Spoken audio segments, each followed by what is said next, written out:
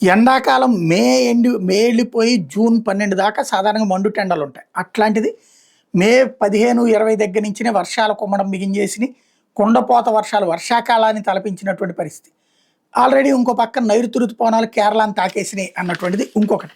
అయితే సహజ వాతావరణ వ్యవస్థతో పాటు మానవ ప్రేరేపిత భూతాపోన్నతి, గ్లోబల్ వార్మింగ్, వాతావరణ మార్పులు వంటి అంశాలు ఋతుపవనాల మీద ప్రభావం చూపిస్తున్నాయని శాస్త్రవేత్తలు చెప్తున్నారు. ప్రస్తుతానికైతే భారత్లో ఋతుపవనాల రాక మీద వాతావరణ మార్పుల ప్రభావం పరిమిత స్థాయిలోనే ఉందని అభిప్రాయపడుతున్నారు. జూన్ 2వ తేదీ దాకా ఋతుపవనాలు ఇదే వేగంతో విస్తరిస్తాయని వాతావరణ శాఖ అంచనా ఇస్తోంది.